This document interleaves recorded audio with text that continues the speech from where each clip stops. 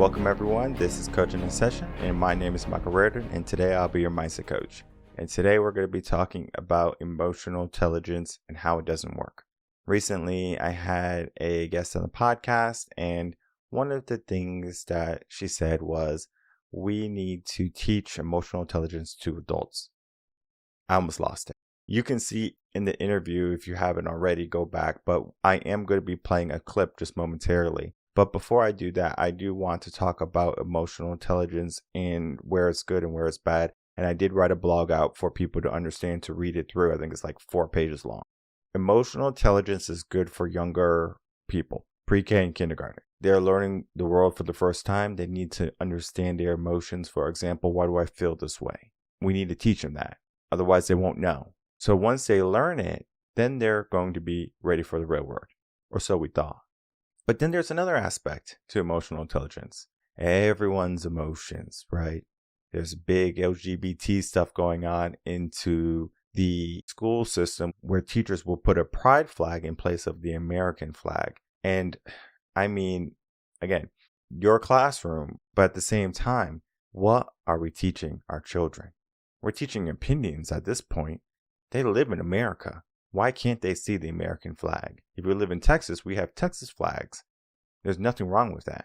Heck, I know there is a big issue with the Confederate flag or statues that represent slavery or the Confederacy. I do not care about that. It doesn't affect me.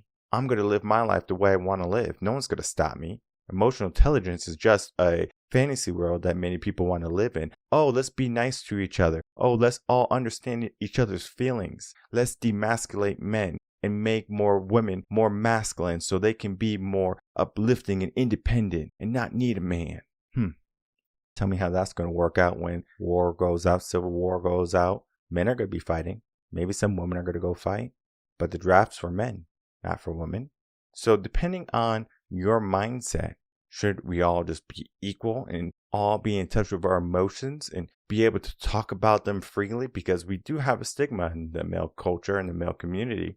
Men don't talk about their emotions. Men shouldn't talk about their emotions. And there are certain aspects that I agree, and I'm going to be breaking that down today. Let's get into the blog really quickly, and then after we're going to get into the video clip. Alright, so if you're new to the channel, head over to revenconcepts.com, go to resources, down the blog, and then you'll see Emotional Intelligence is the blog for today. Now, it came out yesterday. If you're listening to this on Monday, we have a blog that comes out every Sunday, 10 a.m. Central Standard Time, that you can read at your leisure, and you can gain some knowledge and you can understand a deeper mindset into the human mind. Now, I talked about this earlier in the episode. Emotional intelligence is good when you're younger. Be it you're not teaching opinions to the child. It's not an opinion that I think you're angry, or that's anger, or this is happiness when someone smiles. Not saying that someone can't smile and be sad. A generalization so they can understand, if I'm smiling, if I feel good, if I feel these butterflies, what is love? Baby, don't hurt me, right? So we are just trying to figure out what our emotions are in the beginning. We don't know how to express them, but we have gone so far. We have gone too far. Oh, we have to feel this way because this happened and we were this type of culture. I mean, Jesus. I do not care if white people owned slaves before. Okay? Are we still living in that time? No, we're not. So why are we so fixated on the past? Why are we so fixated on our past traumas that we can't heal from them? It's because we are weak. People are weak. They have a weak mindset, and that's why they need emotional intelligence. That's why they feel like, oh, we need to be emotionally intelligent and understand people's emotions and feelings. And I'm getting fired up here because people are weak today, and they need a wake-up call. And the wake-up call is not violence or anything. I don't promote violence. But they need a shift in their mindset. For example, I have a son. Do you think I'm raising him to be weak? Not a trick question. Anyone who knows me knows he's not. All my wife's friends who sees me around him, they're like, oh, you're raising him to be a man. Why in the world does that even have to be a conversation? You're raising him how to be a man. He's a male. I'm a man. I'm the father. I have to raise him. So why would I not teach him how to be a man? It's a shocker for people. Oh, you're raising him how to be strong. What? Why is it so common that we're raising weak men? Oh, because we have to apply emotional intelligence into the mix, right? That's it. That's going to be the fix. That's going to fix everything. Because if we look at the incarceration rate for men doing violent crimes, it's higher than women. But again, we look at emotional intelligence in women. Women will go out and they will get self-help quicker than men. They'll talk to their friends about emotions or things that are happening in life more readily than men. It's because women have that type of mindset to be emotionally intelligent because they have to be caregivers to the children. Talk about it in here too. There's an aspect in this blog also. I talk about raising a child and how to do it. Most people think they know how to raise a kid, or they just kind of go through the process of raising a kid. Eventually it's going to be a book, but today is a blog. I'm going to give you the secrets to how to raise a child without just emotional intelligence, how to raise a proper child in today's world. And it's going to be dependent on some factors, but generalization, here it is. In order to raise a proper child, you are going to, again, in pre-K and kindergarten, teach them about emotional intelligence, how to understand their emotions. You're not going to instill other emotions onto them. For example, you're a boy. Oh, you want to be a girl? That's fine. That's a feeling. No. If they're a boy, they're a boy. If they're a girl, they're a girl. We're not instilling different types of genders on them. We're not going to give them adult problems. They're kids. What emotions do they have? Are they happy? They're sad? They're angry? And then we can start to evolve from there. From 0 to 7, the primary caregiver should be the mother. I'm not saying that the father can't help. I'm not saying that the father can't raise their children. Take them out to sporting events, games, swimming, grocery store, taking care of them, changing some diapers. I'm not saying that. The primary caregiver, meaning the attachment should be greater with the child and the mom. Not saying that child is not going to love daddy when he comes home from work. Kids will run over, daddy's home. Let it happen. But if something goes wrong, they scrape their knee, they get hurt, I want mommy. But if they're scared, they want daddy. Why? Protector and provider. We have our roles. So then, from 7 to around preteen, the father takes over, teaching them the way of the world, how to be tough. Sometimes it can happen a little bit earlier, around 5 and 6 it can even happen. But I've seen that around 7 to around preteens, the father should take over, teach them how to be in the real world. Not saying that the father shouldn't have been doing it during the process of growing up, 2, 3, 4, 5. He should have been doing that there, but there's a difference in it, and we're going to be breaking that down in just a moment too. Then after the teen years is co-parenting, so both parents work together. And then after, real world. Go get a mentor, go get a coach. That's the way it is. I encourage everyone who believes emotional intelligence is the key or the factor or the de facto method to cure all the problems in the world to read this blog, because you're going to be in a world of an awakening, because you're going to realize how incorrect you are about emotional intelligence. It is not the answer. So if you're looking for the answer, read this blog. So yeah, I get fired up, right? I get fired up when people tell me incorrect stuff. Yes, I'm sure you have your own experience in your gender or your fantasy world. Cool. I live in the real world. I'm about getting real results. I look at what is going to be the cause and the effect of what we do. I have seen what happens in the school. I have seen kids go from kindergarten all the way up and how they turn out and why they turned out that way. I'm not saying I know all the answers, but I'm saying I've seen enough to at least know what direction we should be going in right now. So I'm going to do a reaction video now on a recent video that already aired last Friday about the emotional intelligence aspect of it. I don't think I lost it in the video because I'm typically pretty cool and calm and collective. So it's just like cool. But then I was like, after I was like fired up, I was like, ooh, I'm talking about this because this is an issue. This is a problem for especially coaches who think that emotional intelligence is what needs to be preached, right? And we have Mindset OD coming up. We're going to be talking about that in just a minute too. But let's get into that reaction video of what that clip was, where we were talking about oh, emotional intelligence needs to be taught. No, it doesn't. I've long said that if we could just teach emotion management or emotional intelligence in schools and do something for the adults to catch them up, if we could start doing that in schools and also have like a life skills class. And I think some places are doing it, but I think it's some colleges or maybe community colleges that are doing it. That needs to be more prevalent. All right. So in that clip, as you can see, right, trying to force emotional intelligence as the remedy for some of the ailments we are having as adults. Emotional intelligence is not it. We all have stress. We all have problems. We all have things we're working through. Now, you can go talk to a therapist if you're having some traumas and you need to release some emotional tension. If you're ready for results, you get a coach. Not saying that a coach can't hold the space for you too, but you need to make sure that you're in the right mindset to go out and get what you want and to know that you're not going to allow certain things in your life that you don't want or that are not conducive to you. Now, there's another thing in the video I'm going to play right now. The aspect of not knowing someone, but then not being able to put yourself in their shoes too, crazy. Here's that clip. Right? That there's a difference with that. So that relationship by nature Mm-hmm. has that dynamic in there. Your best friend doesn't necessarily Mm-hmm. have that mentor coaching aspect built into that relationship. Right? It is assumed that I'm going to go to my coach or my mentor or my trainer and say, here's the problem. They're going to be like, all right, let me help you solve it or whatever. Your different personal relationships may not have established that. And so it Mm-hmm. could come out of nowhere, right? It's unexpected. There's also a difference between somebody bringing it up to you and you just bringing it up with them. Mm-hmm. And then the last thing is I've gotten a lot better.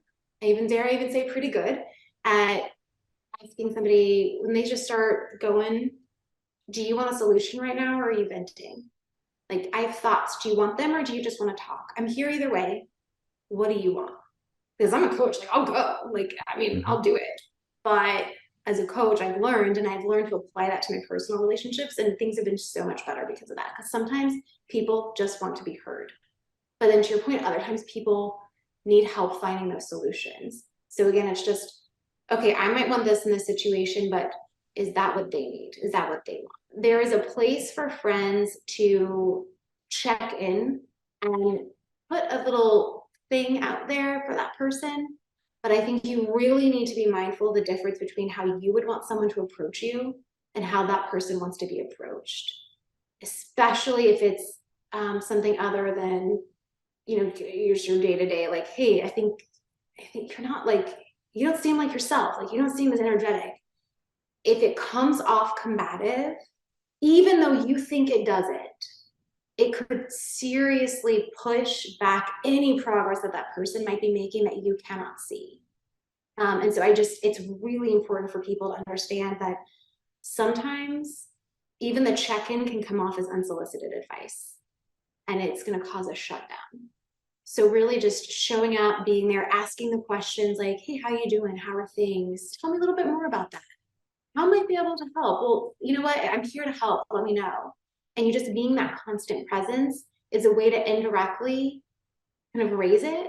And sometimes the indirect is actually the better approach. It's the more effective Well, approach. let's Like put yeah, well, let's make it personal for a second then. For example, I'm married. If my wife is doing something that is, let's say she's drinking a lot more, going out gambling, not taking care of the kids, things like that, should I bring it up to her or should I just allow her to keep doing it and then ask her, do you want to talk about it or not talk about it?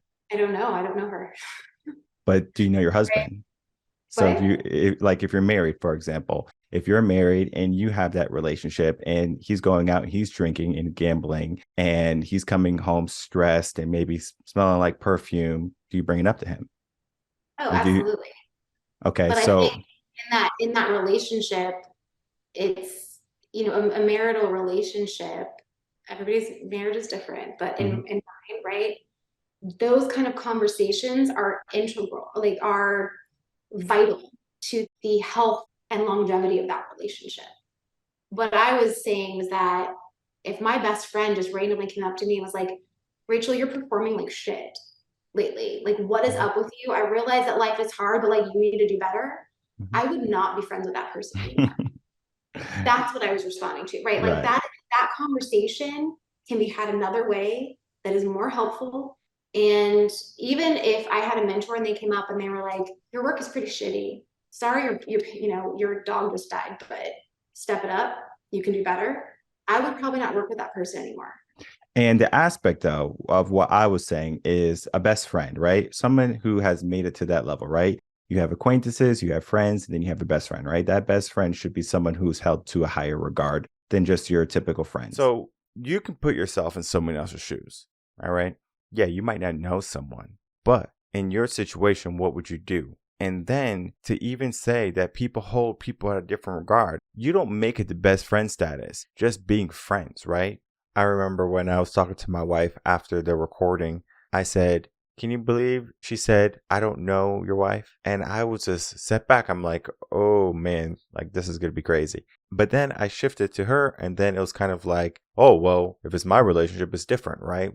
Your relationship is different, right? Oh, if it's my marriage, then yeah, like I have to talk about it. But if it's my marriage, I don't know your situation. You can't give generalized help, but you're a coach. You're a coach and you can't give generalized help. So if someone says, well, if my wife is doing this, you can't say anything. Well, I don't know your wife. Is that what you could say to your client? Okay. You wouldn't want to be friends with someone who tells you the truth that you need to fix something. I told my wife the same thing. And she was like, what? You wouldn't want your person, your partner, to tell you the truth and be honest with you? That's crazy. Live in a crazy world. To think that our partner should hold their tongue, that our best friend can't even tell us the truth, and that, oh, we don't want people around us that are going to make us feel a certain way. Oh, you need to ask permission if you want to give me advice about my life. My feelings. Weak and fragile people. You want someone to hold you accountable, right? And if you don't want your best friend to hold you accountable, they're just a friend. So I know a lot of people say, oh, I want to find my best friend and my partner, right? That's the conversation sometimes. I want to find my best friend and my partner. Would you not want your partner or your best friend and your partner to tell you when you're not showing up in your day, to tell you that you can be more, to tell you, to push you, to help you realize where you're slacking? If I'm slacking, you let me know. I'm going to show up.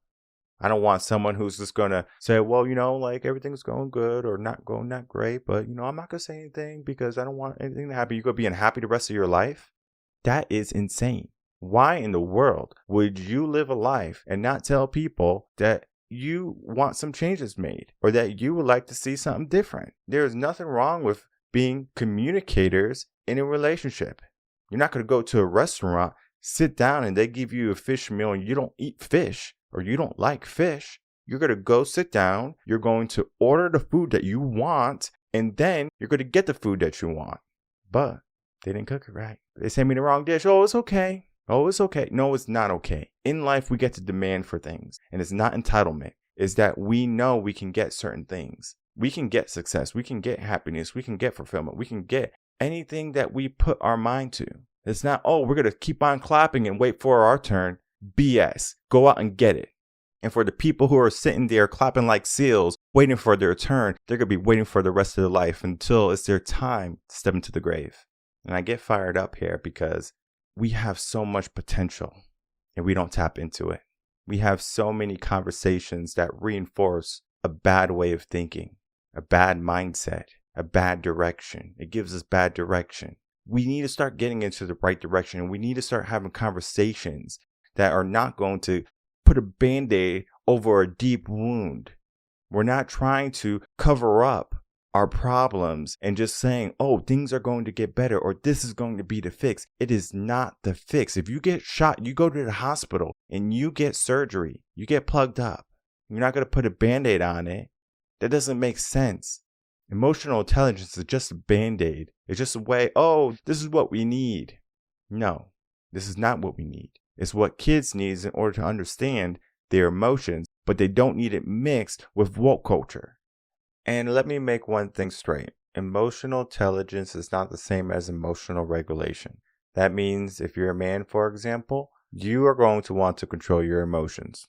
Woman, if you want to control your emotions, cool. If not, whatever, right? But for a man who has the ability to cause some serious harm should know how to regulate his emotions, because that type of destruction is only going to lead to regret for that man. We can take action when we have to protect, when we have to provide, when we have to show up. But if we take action for a reason being because of emotion, because we couldn't control our emotion, that's not emotional intelligence, that's emotional regulation.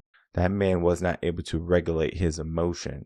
Telling a man to be emotionally intelligent is for him to understand his emotions and then to be able to talk about them, to talk through them. Not saying that talking through your emotion doesn't help, but for the majority of people, especially men who go to therapists, they believe it's a waste of time. They want action. Men don't want to just sit around and do nothing and talk about their feelings. They want to show up. Give me a mission. Give me some directive. That's why young boys need to be active, so they can release all of their energy so it's not pent up. Think of a dog, for example, but not saying that men are dogs. It's just that if you have a dog and you don't run them like a German Shepherd, they're going to become destructive. They're going to tear your whole house apart if you don't run them, if you don't exercise them, if they don't get that release. So we need to get our release somehow. Most men who are strong, masculine go-getters, they get the release every single day. They put in a hard day work.